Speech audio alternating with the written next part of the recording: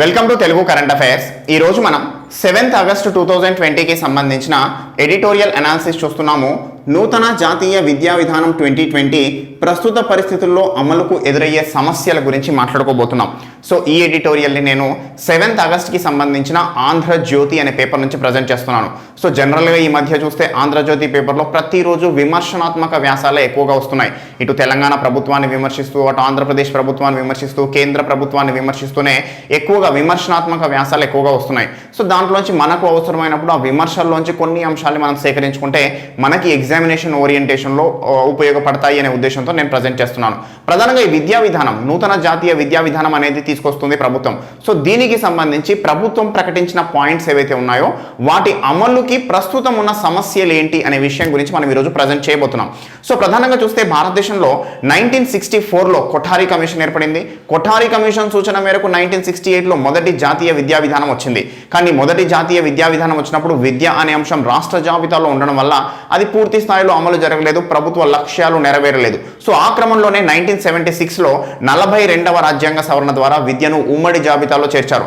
దాని తర్వాత 1986లో రెండవ జాతీయ విద్యా విధానం తీసుకొచ్చారు. రెండవ జాతీయ విద్యా విధానం తర్వాతి పరిణామంగా 86వ రాజ్యాంగ సవరణ 2002 చేశారు. సో దీని ద్వారా ఏంటంటే ఈ యొక్క విద్య అనేది ప్రాథమిక హక్కుగా మార్చారు. అంతేకాకుండా ఈ యొక్క 2009లో చేసిన విద్యా హక్కు చట్టం. సో ఇవన్నీ పరిణామాలు కాలక్రమంలో విద్యకి సంబంధించి వచ్చిన కొంత ముందడుగుగా చెప్పవచ్చు. సో ఆ క్రమంలోనే ఇప్పుడు 2020 సంవత్సరంలో నూతన జాతీయ విద్యా విధానం తీసుకొస్తున్నారు. సో దీనికి సంబంధించి కస్తూరి రంగన్ కమిటీ సిఫార్సుల మేరకు తీసుకొస్తున్నారు అని చెప్తున్నాం. సో ఈ కస్తూరి రంగన్ కమిటీ సిఫార్సులు ప్లస్ ప్రజల నుంచి కూడా అభిప్రాయాలు సేకరించి అన్నిటిని క్రోడీకరించి ఈ రోజు మన ముందుకి నూతన జాతీయ విద్యా విధానం వచ్చింది. సో ఈ నూతన జాతీయ విద్యా విధానంలోని ముఖ్యమైన అంశాల గురించి మనం ఆల్రెడీ ఒక వీడియోలో చూసాం. సో ఏం నూతనంగా వస్తున్నాయి అంశాలు, ఏ విధంగా మనకి లాభం జరగబోతోంది అనేసి. అయితే నూతన జాతీయ విద్యా విధానంలో ఉన్న కొన్ని అంశాలకి సంబంధించి ఈరోజు ఇంప్లిమెంటేషన్ అంటే వాటి యొక్క అమలుకి సంబంధించి కొన్ని సమస్యలు ఎదురయ్యే అవకాశం ఉంది అని చెప్పేసి నిపుణులు చెప్తున్న పరిస్థితి.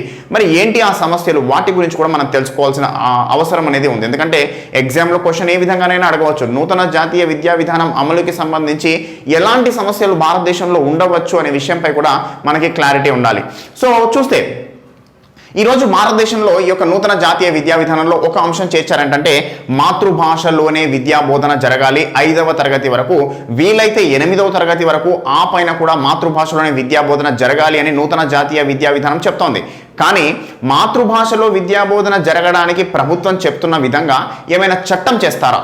తప్పకుండా ఇంప్లిమెంట్ చేయాలి అని చట్టం చేయకపోతే ఏ రాష్ట్రం కూడా దీన్ని ఫాలో అవ్వదు, ఎక్కడ కూడా ఫాలో అవ్వరు. సో కాబట్టి ఒక చట్టం, ధైర్యంగా ఒక చట్టం చేసి తప్పకుండా ఇంప్లిమెంట్ చేయాలి అని చెప్పేసి కేంద్రం ఒక చట్టం చేస్తేనే ఇది అమలవుతుంది తప్ప మాతృభాషలో విద్యా బోధన జరగాలి అని చెప్పేసి విద్యా విధానంలో చేర్చినంత మాత్రాన ఇది అమలు జరగదు అని చెప్పేసి నిపుణులు చెప్తున్న పరిస్థితి. ఇక రెండో అంశం చూస్తే ఈరోజు పాఠశాల స్థాయిలోనే వివిధ భాషలు నేర్పిస్తాము అని చెప్పేసి అంటున్నారు. సో విద్యార్థులు పాఠశాల స్థాయిలో ఉన్నప్పుడు బేసిక్ లెవెల్ అంటే 5వ తరగతి నుంచే వివిధ మాతృభాషతో పాటుగా ఇతర భాషలు నేర్చుకునే అవకాశాలని విద్యార్థులకు కల్పిస్తాము. పాఠశాల స్థాయి నుంచి బయటికి వెళ్లే సమయానికి వాళ్ళు కనీసం 3 భాషల్లో నైపుణ్యత సాధించే విధంగా చర్యలు తీసుకుంటామని చెప్పేసి ప్రభుత్వం అంటోంది. సో ఈ క్రమంలో చూస్తే మరి ఇన్ని భాషలు నేర్పించడానికి మీన్స్ ఈ యొక్క మాతృభాషతో పాటుగా ఇతర భాషలు నేర్పించడానికి అవసరమైన నైపుణ్యాలు ఈరోజు ఉపాధ్యాయుల వద్ద ఉన్నాయా అనేది ఒక క్వశ్చన్ మార్క్. అంతేకాకుండా రెండో అంశం ఏంటంటే సంస్కృతం గురించి పెద్ద మొత్తంలో ఈ యొక్క విద్యా విధానంలో చెప్పడం జరిగింది. సంస్కృతానికి సంబంధించిన సాహిత్యాన్ని తప్పకుండా విద్యార్థులకు నేర్పిస్తామని చెప్పేసి చెప్తున్న పరిస్థితి. మరి సంస్కృతానికి సంబంధించిన సాహిత్యము ప్రతి పాఠశాలలో విద్యార్థికి నేర్పించాలంటే దానికి తగిన ఈ యొక్క ఉపాధ్యాయులు అందుబాటులో ఉన్నారా అనే విషయం అనేది క్వశ్చన్ మార్క్గా ఉంది. సో ఇది రెండవ క్వశ్చన్ రైజ్ చేసిన క్వశ్చన్. అంతేకాకుండా ఈ రోజు ఉన్న మార్చిన ఇంకొక అంశం ఏంటంటే 10+2+3 విధానం. 10వ తరగతి వరకు ఒక స్టేజ్, 11, 12 ఇంటర్మీడియట్ ఒక స్టేజ్, దాని తర్వాత డిగ్రీ ఒక స్టేజ్. సో ఈ 10+2+3 విధానాన్ని ఈరోజు 5+3+3+4గా మార్చారు. అయితే ఇందులో వచ్చిన ఒక ముఖ్యమైన పరిణామం ఏంటంటే ఈ ఇంటర్మీడియట్ స్థాయి విద్య ఏదైతే ఉందో 11, 12వ తరగతి అంటాం మనం. సో ఈ యొక్క ఇంటర్మీడియట్ స్థాయి విద్య ఏదైతే ఉందో దీన్ని పాఠశాల విద్యకు జాయిన్ చేశారు. సో ఇంటర్మీడియట్ స్థాయిని పాఠశాలకు జాయిన్ చేయడం వల్ల ముఖ్యంగా తెలుగు రాష్ట్రాల్లో ఒక సమస్య సమస్య వచ్చే అవకాశం ఉంది అని చెప్తున్నారు. ఏంటంటే ఈరోజు ఐఐటీలు పెద్ద మొత్తంలో దేశంలో ప్రాముఖ్యత గల సంస్థలు. సో ఐఐటీలోకి ఎక్కువ మొత్తంలో విద్యార్థులు వెళ్తున్న రాష్ట్రాలు ఏవంటే మన తెలుగు రాష్ట్రాలు. సో తెలంగాణ కావచ్చు, ఆంధ్రప్రదేశ్ కావచ్చు. ముఖ్యంగా ఈ ఇంటర్మీడియట్కి సంబంధించి పెద్ద మొత్తంలో ఈ యొక్క ప్రైవేట్ కళాశాలలు ఎంటర్ అవ్వడం, ప్రైవేట్ కళాశాలలు ఈరోజు విద్యా బోధనకి సంబంధించి కొంత స్టాండర్డ్స్ అనేవి మెయింటైన్ చేయడం వల్ల ఈరోజు ఐఐటీలకి పెద్ద మొత్తంలో మన తెలుగు రాష్ట్రాల నుంచి విద్యార్థులు వెళ్తున్నారు. కానీ ఒకవేళ ఈ యొక్క ఇంటర్మీడియట్ని పాఠశాల స్థాయిలోకి మార్చడం వల్ల వచ్చే పరిణామం ఏంటంటే ఈ యొక్క ప్రైవేట్ విద్యా సంస్థల యొక్క డామినేషన్ అనేది ఈవెన్ ఈ యొక్క పాఠశాల విద్యపై కూడా పెరుగుతుంది. దానివల్ల విద్యార్థులపై పెద్ద మొత్తంలో ప్రెషర్ పెరగబోతోంది అనేసి చెప్తున్న పరిస్థితి. సో ఇంటర్మీడియట్ని విద్యా సంస్థలతో కలపడం వల్ల వచ్చే పరిణామాల్లో భాగంగా ఒకటేంటంటే పాఠశాల విద్యపై ప్రెషర్ పెరగబోతోంది అని చెప్పేసి నిపుణులు చెప్తున్న పరిస్థితి. అంతేకాకుండా పిల్లలకి ఇప్పుడు ప్రస్తుతం ఏంటంటే ఈ 10+2+3 విధానంలో ఏంటంటే పిల్లలకి 6వ తరగతి నుంచి వాళ్ళకి తప్పకుండా విద్యా బోధనకి సంబంధించి ప్రభుత్వాలు చర్యలు తీసుకుంటున్నాయి. కానీ ఈ యొక్క 5+3+3+4లో ఏంటంటే 3వ సంవత్సరం నుంచే విద్యార్థి 3వ సంవత్సరం ఉన్నప్పటి నుంచే విద్యకి సంబంధించి ప్రభుత్వం ప్రోత్సాహకం అందించేలా ఈ యొక్క ప్రీ ప్రైమరీ అంటాం. సో ఈ యొక్క అంశాన్ని చేర్చడం వల్ల ఏంటంటే 3వ తరగతి నుంచే విద్యార్థిపై ప్రెషర్ పడే అవకాశం ఉంది అని చెప్తున్నారు. అంతేకాకుండా ఇంకో అంశం ఏంటంటే సెకండరీ స్థాయి విద్యలోనే వృత్తి విద్యా కోర్సులు నేర్పిస్తాము అనేసి చెప్తున్న పరిస్థితి. అంటే విద్యార్థి 18 సంవత్సరాలకు వచ్చేసరికి అతనికి ఏదో ఒక వృత్తి విద్యలో నైపుణ్యం ఉండే విధంగా చర్యలు తీసుకుంటామని చెప్తున్నారు. అందులో భాగంగా వడ్రంగి పని, ఎలక్ట్రీషియన్, తోట పని, కుండల తయారీ వంటి వివిధ అంశాల్లో వృత్తి విద్యా కోర్సులో ట్రైనింగ్ ఇస్తామని చెప్తున్నారు.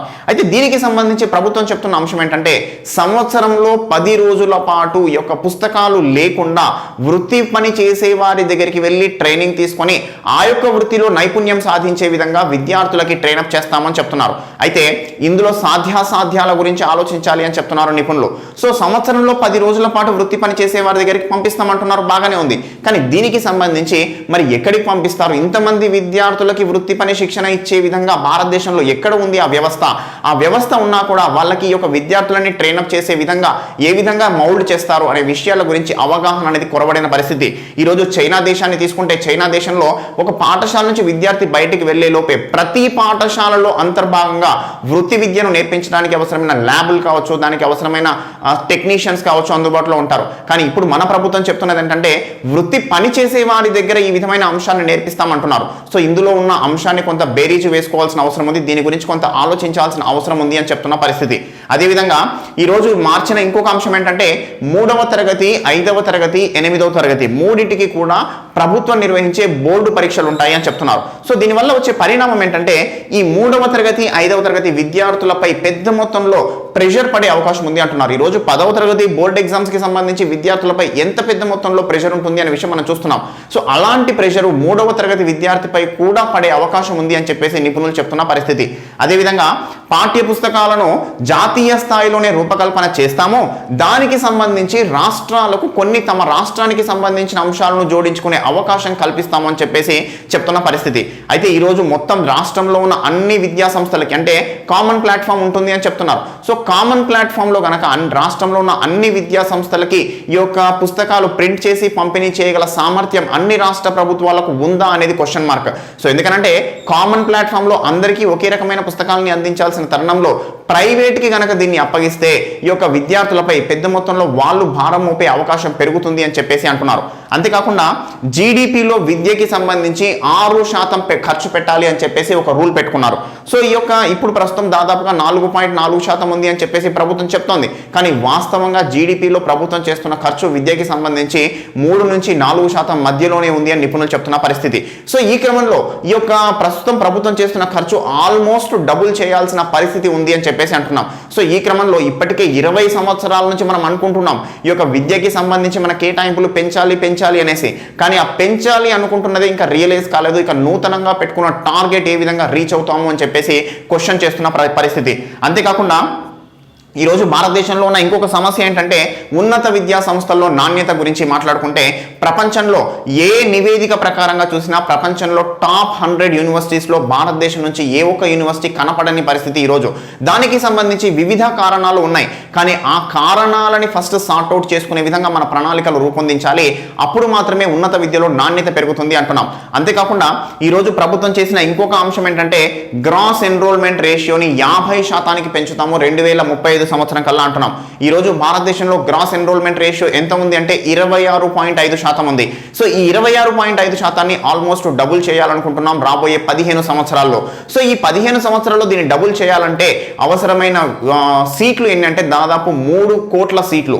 ఉన్నత విద్యా సంస్థల్లో కొత్తగా 3 కోట్ల సీట్లు అందుబాటులోకి తీసుకురావాలి. సో జనాభా పెరుగుదలని లెక్కలోకి వేసుకొని గ్రాస్ ఎన్రోల్మెంట్ రేషియోని పెంచితే 3 కోట్ల సీట్లు అందుబాటులోకి తీసుకురావాలి. మరి దానికి సంబంధించి మౌలిక వసతులు కల్పించాల్సిన ఆవశ్యకత ఉంటుంది. అంతేకాకుండా పెద్ద మొత్తంలో దానికి నిధుల కేటాయింపు కూడా అవసరం ఉంటుంది. సో అలాంటి విషయాలపై పెద్ద మొత్తంలో మన అవగాహన పెరగాలి, మీన్స్ ప్రభుత్వానికి అవగాహన పెంచుకోవాలి. ఎందుకంటే ఎంత పెద్ద మొత్తంలో నిధులు ఎంత కేటాయించాలి, ఏ సంవత్సరానికి ఎంత కేటాయిస్తూ పోవాలి అనే విషయంపై ఈరోజు క్లారిటీ లేని పరిస్థితి. సో అలాంటి విషయాలపై కూడా క్లారిటీ పెంచుకోవాలి అని చెప్పేసి అంటున్న పరిస్థితి. అదేవిధంగా ఉన్నత విద్యని సరళతరం చేస్తాము అని చెప్పేసి చెప్పారు.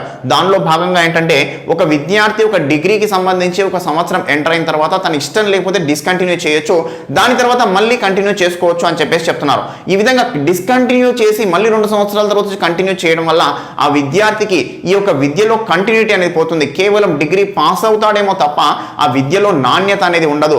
అది ఎందుకు ప్రయోజనం కాని విద్యగా మిగిలిపోతుందేమో అని చెప్పేసి నిపుణులు అనుకుంటున్న పరిస్థితి. అదేవిధంగా ఈరోజు గ్రామాల్లో గ్రంథాలయాలు, డిజిటల్ గ్రంథాలయాలు ఏర్పాటు చేసి గ్రామాల్లో విద్యకి సంబంధించి అవగాహన పెంచాలి, పెద్ద మొత్తంలో గ్రామీణ విద్యార్థులకి ఇలాంటి సౌకర్యాలు కల్పించాలి అని చెప్తున్నారు. సో ఇవన్నీ బాగానే ఉంది, కానీ దీనికి సంబంధించి నిధుల కేటాయింపు ఎవరు చేస్తారు?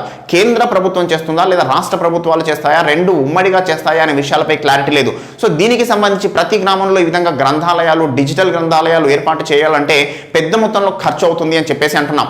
అంతేకాకుండా ఈరోజు చూస్తే ప్రభుత్వం అనుకుంటున్న ఇంకొక అంశం ఏంటంటే ఆన్లైన్ విధానంలో డిజిటల్ ప్లాట్ఫామ్లో విద్యని అందుబాటులోకి తీసుకురావాలి అని. మరి గ్రామీణ ప్రాంతాల్లోని పాఠశాలలో విద్యని డిజిటల్ ఫామ్లో అందుబాటులోకి తీసుకురావాలంటే పెద్ద మొత్తంలో ఖర్చు చేయాల్సిన పరిస్థితి ఉన్న పరిస్థితి. సో ఇలాంటి తరుణంలో ఈ అంశాలన్నిటిపై క్లారిటీ అనేది కొద్దిగా కొరవడిన పరిస్థితి ఈ నూతన జాతీయ విద్యా విధానంలో.